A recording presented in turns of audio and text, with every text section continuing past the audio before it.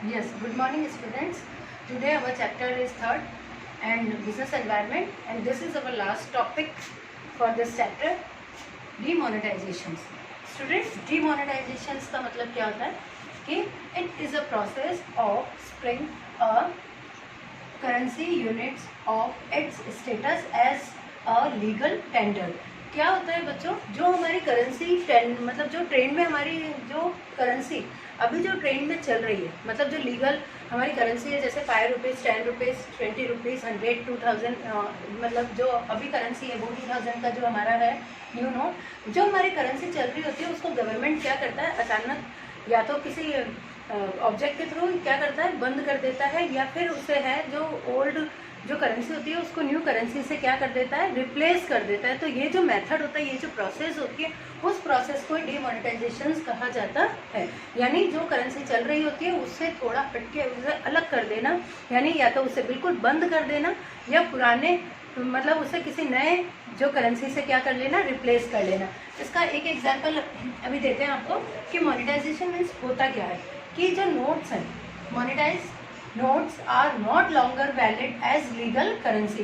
जो ये नोट मतलब जो बंद हो जाते हैं वो बहुत लंबे समय तक वैलिड नहीं रहते हैं, उनका एक टाइम पीरियड होता है, उस समय के बाद वो क्या हो जाते हैं, अनवैलिड हो जाते हैं। जैसे अभी आपने देखा, पहले हमारा जो 500 रुपीज़ का नोट था, अगर वो आज आप किसी को दोगे तो कोई लेगा क्या, नहीं लेगा। क्यों? कि वो क्या हो चुका है, अनवैलिड हो चुका है, क्योंकि अब उसका टाइम पीरियड जो है वो क्या हो चुका है, पूरा हो चुका है। तो हमारे जो प्राइम मिनिस्टर थे मिस्टर नरेंद्र मोदी, उन्होंने क्या किया था, 8 नवंबर को 2016 में अचानक क्या करा था, रात को आपका 500 रुपीज़ और 1000 रुपीज़ के जो नोट थे उन्हें सडनली क्या कर दिया था, डिमोनेटाइजेशन कर दिया था। मतलब उन नोट्स को सडन क्या कर दिया था, बंद कर दिया था। और उन्होंने एक वैलिड जो है आपको डेट प्रोवाइड करा दी थी कि इस तारीख तक आप अपने सारे नोट्स जो हैं उसको चेंज करवा लो नए नोट्स में।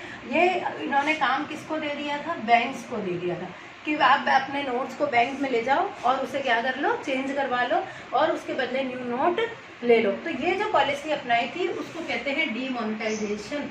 आई होप बच्चों आपको ये समझ में आया होगा कि डीमोनेटाइजेशन का सिंपल मीनिंग क्या है, कि जो करेंसी चल रही होती है वो सडन बंद हो जाती है, या फिर गवर्नमेंट उसे बंद कर देती है, या किसी नई पॉलिसी को क्या कर ले, नई करेंसी के साथ उसे चेंज कर देती है। तो यही क्या कहलाती है, आपकी डीमोनेटाइजेशन कहलाती है। जो हमारे अभी आप इसका रिसेंट एग्जाम्पल आपके सामने मैंने दे दिया कि जो हमारे पीएम ने जो नोटबंदी करी थी वो इसका मतलब है। अब इसको आगे देखते हैं स्टूडेंट्स। अब कि द मेन एम, अब इसका मेन एम क्या है डीमोनेटाइजेशन करने का, इसमें गवर्नमेंट का क्या रोल रहता है कि आखिर ये डीमोनेटाइजेशन क्यों करती है। इसका सबसे बेसिक यही है कि ये जो है जो हमारे देश में करप्शन चल रहा होता है, एक्चुअली क्या होता है, जो बहुत ज़्यादा ब्लैक मनी इकट्ठी हो जाती है तो गवर्नमेंट को ऐसा लगता है, और लोग टैक्स देने में वो करते हैं कि टैक्स नहीं देते, टैक्स में चोरी कर लेते हैं। तो गवर्नमेंट इनका पता लगाने के लिए और देश से, अपने कंट्री से ब्लैक मनी को कम करने के लिए क्या करती है, डिमोनेटाइजेशन का सहारा लेती है। इससे वो ये चेक करती रहती है, बहुत जो अनलीगल एक्टिविटीज़ होती है उनको चेक करती रहती है। और स्पेशली ये किसके लिए होता है, देखो यहाँ पे लिख रखा है कि ये सबसे ज़्यादा accumulation of black money generate by not decline in income, कि ऐसे ब्लैक मनी जो इनकम में क्या नहीं करते, वो लोग डिक्लेयर नहीं करते हैं और अपने इनकम टैक्स में उसको क्या करते रहते हैं, छुपाते रहते हैं। तो ऐसी एक्टिविटीज़ का पता, अनलीगल एक्टिविटीज़ का पता लगाने के लिए गवर्नमेंट जो है वो समय समय पर क्या करती रहती है, डिमोनेटाइजेशन करती रहती है, जैसा कि अभी 2016 में हुआ था जब हमारे नोटबंदी हुई थी। ठीक है, ये एक एग्जाम्पल है बच्चों, केवल आपको ये समझाने के लिए कि डिमोनेटाइजेशन जो है वो किस तरह से होता है। ठीक है, ये कोई वो नहीं है बच्चों जो आप ऐसे में समझना कि मैं कोई विदिन कोई कैलकुलेशन से आपको समझा रही हूँ। ये आपने इकोनॉमिक्स में भी पढ़ा है डिमोनेटाइजेशन, इसलिए अपन इसको ठीक है रफली थोड़ा समझ लेते हैं। कि जैसे मान लो ये एक बंदा है, ठीक है, अब ये बंदा क्या करता है, जैसे मान लो इसकी सपोज 1 लाख इनकम है, ठीक है, अब 1 लाख इसकी इनकम है। अब ये क्या करता है, या तो ये सिंपल वे में क्या करता है, अपना टैक्स जो है वो गवर्नमेंट को, जो भी कोई टैक्स है, मान लो इसका टैक्स बन रहा होगा, अपन इसको राउंड फिगर में करते हैं ताकि आपको समझ में इजीली आ जाए। मान लो इसको 20,000 इसका टैक्स बन रहा होगा, ये सिर्फ एक रफली आइडिया है बच्चों हम, और आपको समझाने के लिए। अब अगर मान लो इसने गवर्नमेंट को क्या कर दिया, अपना 20,000 जो है टैक्स पे कर दिया, तो अब जो इसकी इनकम कितनी हो गई, अब इसके पास जो इसकी इनकम बची वो कितनी हो गई, 80,000 हो गई। तो ये तो हुआ एक सिंपल तरीका, सिंपल जनरल लोगों का जो अपना टैक्स जो है वो पूरी ईमानदारी से, ऑनेस्टी से पे करते हैं, ठीक है। तो वो अपनी, अब ये जो मनी हुई ना इसकी जो बची हुई है, ये इसकी फेयर इनकम है, ये इसकी कैसी इनकम है, एकदम फेयर इनकम है, ठीक है, जो इसने, यानी ये वाइट मनी है इसकी। अब देखो इसी के एवरेज में एक और बंदा है, ठीक है। अब ये बंदा क्या करता है, इसी की इनकम भी 1 लाख है सपोज, है ना। अब ये करता है कि ये गवर्नमेंट से क्या कहता है कि मैंने, मेरी इनकम जो है वो केवल कितनी है, 60,000 रुपीज़ ही है, यानी ये अपनी इनकम में से 40,000 रुपीज़ जो है उसको शो नहीं करता, जो इनकम ये शो नहीं कर रहा है। तो अब आप बताओ, इस इनकम को वो कहीं ना कहीं तो रखेगा ना, कैसे रखेगा, किस लिक्विड फॉर्म में रखेगा, या तो वो लिक्विड फॉर्म में रखेगा या कोई असेट्स खरीदेगा। जब वो असेट्स खरीदेगा तो वहाँ तो उसे इनकम को अपनी शो करनी पड़ेगी। तो ये क्या करता है, किसी न किसी रूप में अपने पास रख लेता है। जैसे अब वो 1-1, 2-2 रुपये के सिक्के में तो रखने से रहा कि मैं 1 रुपये के सिक्के में रख लूँ, या 2 रुपये के, या 5 रुपये, 100 या 10 रुपये के सिक्के में, तो वो बड़े बड़े नोट के फॉर्म में उसको रखता है। जैसे 500 के रूप में रखेगा या 1000 रुपीज़ के नोट में उसको अपने पास सेव करके रखेगा। तो अब ये जो इनकम शो करेगा, अब उसकी वाइट इनकम जो है वो कितनी हो गई, केवल 60,000 हो गई, क्योंकि जो उसने गवर्नमेंट को बता रखी है। अब इस 60,000 पे जितना भी टैक्स बनेगा वो गवर्नमेंट को वो पे कर लेगा और दे देगा। अब बात आती है इस 40,000 की। ऐसे करते करते न जाने कितने ही लोग अपनी इनकम को जो है वो गवर्नमेंट के आगे शो नहीं करते। तो गवर्नमेंट ने इन सारी अनलीगल एक्टिविटी से बचने के लिए ही डिमोनेटाइजेशन किया, और गवर्नमेंट ने कह दिया कि जितने भी 500 के नोट्स और 1000 रुपीज़ के नोट है उसे क्या कर देंगे, हम बंद कर देंगे।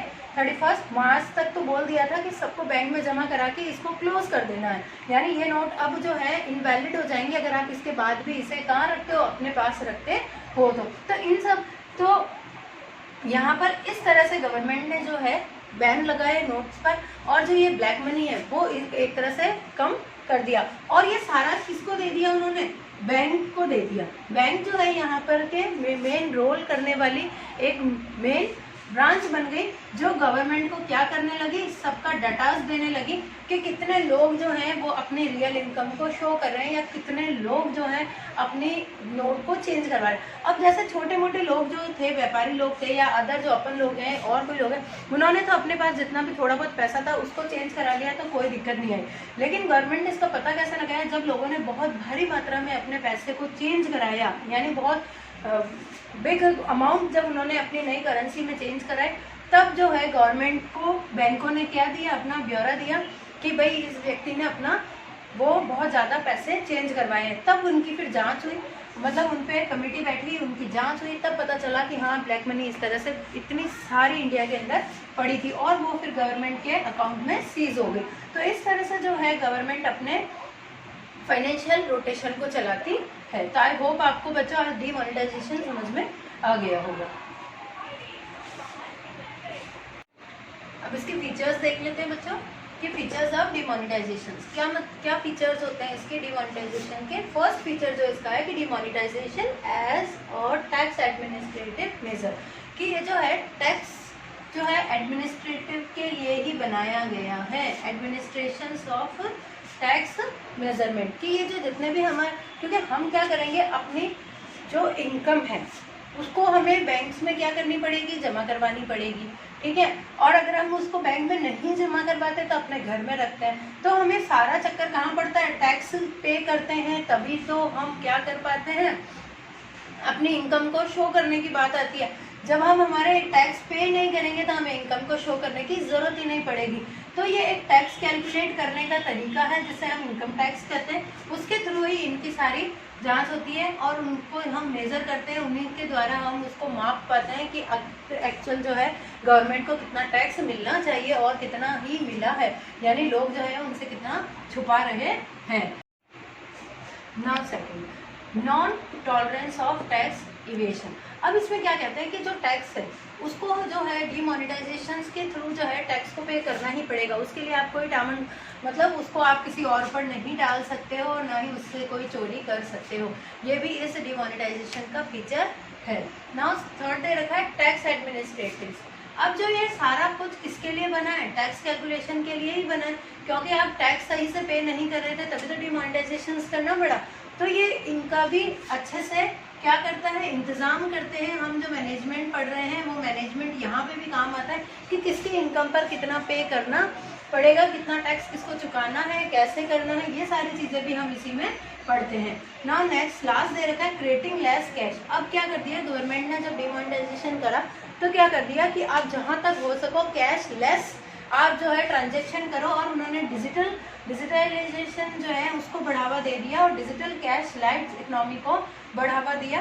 ये भी हमारा डिमोनेटाइजेशन कहलाता है, क्योंकि जब 500 और 1000 रुपीज़ के नोट बंद हो गए थे तो अब जो है लोगों के पास पैसों की वो हो गई थी कि रोज़ लाइन में खड़ा रहना, बैंकों से उसे बदलाना, फिर उसको चेंज करना, और एक बहुत समस्या आ गई थी लोगों के पास। तो गवर्नमेंट ने कह दिया कि आप बैंक से अपना अकाउंट को ओपन करवाएं और उसे अपने मोबाइल से क्या कर ले, लिंक कर ले, और फिर आप जो है डायरेक्ट अकाउंट टू अकाउंट जो है वो ट्रांसफ़र करना सीखें। यही होती है कैशलेस, यानी जहां आप कैश का यूज़ कम करो, जैसे पेटीएम वगैरह जो है वो वहीं से शुरू हो गए थे, फ़ोन पे वगैरह।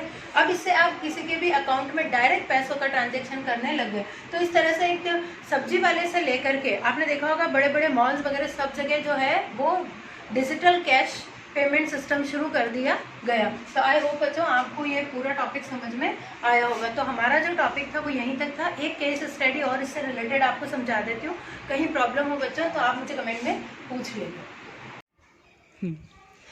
अमीरा, अब एक केस स्टडी देखते हैं बच्चों, है ना, कि Amira is a 7-year-old girl. His plan with her father to give a gift on her mother's birthday. She took her piggy bank to shopkeeper with her father.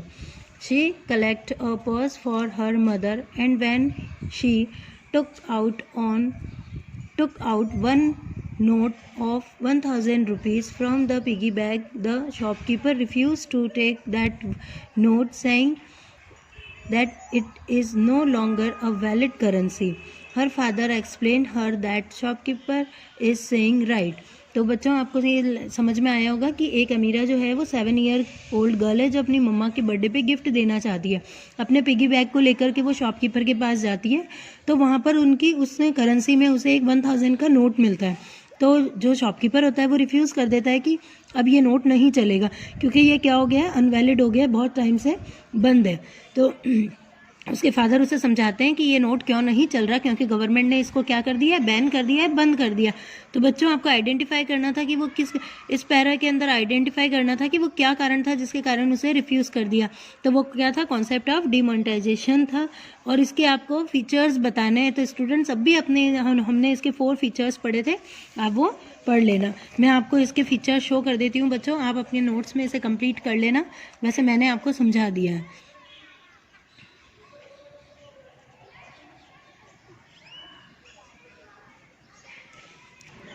I hope बच्चों आपको समझ में आया होगा। Thank you.